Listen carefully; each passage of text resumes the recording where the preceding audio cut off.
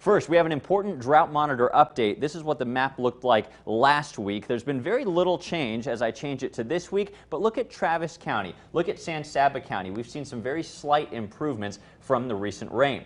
Even after getting some rain, though, the Barton Springs Edwards Aquifer Conservation District just declared a Stage 3 critical drought. Joining us this afternoon, Brian Smith. He is the principal hydrogeologist for the Conservation District. Brian, thank you so much for your time. Oh, glad to be here. Thank you. So a declaration like this hasn't been made since 2013. What does this mean for everyone at home? Well, it might be just a warning to where we could be going. You know, we've been pretty lucky since 2013 to have only gotten into minor droughts as far as the aquifer goes.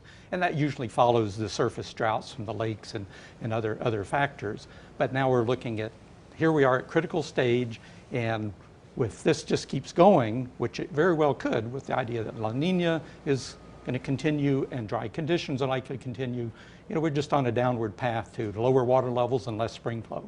This Stage 3 level is on par with the worst we've ever seen. We've never been in Stage 4, which is the only one left. If this dry weather continues into the winter, as you mentioned, it may due to La Nina and other weather factors. What are the aquifers actually looking like, you know, several months down the road? How worried do we need to be? Well, that's where we're likely to see more wells going dry. You know, essentially water levels dropping below the pumps or even the bottom of the wells so they can't get water. We're seeing a little bit of that now, but some of it is more out away from our district.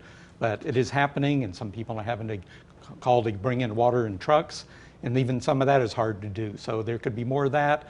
Low spring flow could mean, you know, the water quality at Barton Springs could be decreased, and that could affect whether the pool is open, whether swimmers can go there, and ultimately the endangered salamanders that live in Barton Springs. And we talked about that yesterday, actually. So you referenced those wells going dry.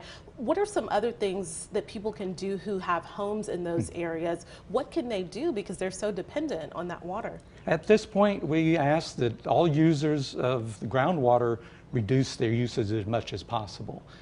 We're in the point where now, as we enter Stage 3, we're at the point where all of our permittees, who are large pumping entities, have to reduce by 30% the amount they would normally pump in those months. There's a lot of exempt wells out there, very small yielding wells for a house or a small ranch, and those are not subject to any kind of regulations.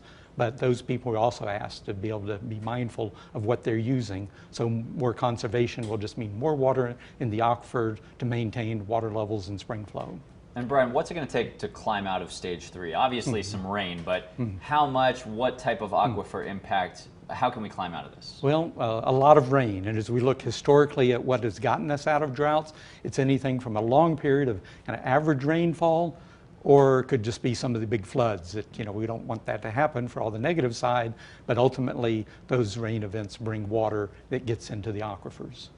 All right, you need to bring us some rain, David. I'm working on it.